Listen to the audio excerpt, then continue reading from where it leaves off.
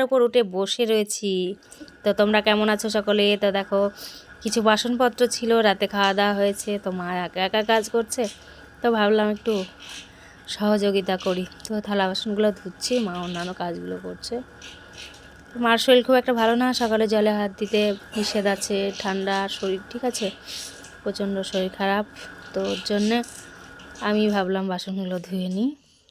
তো ধোয়া মোটামুটি কমপ্লিট। সকলে কেমন আছো বন্ধুরা? ভালো আছো আশা করি।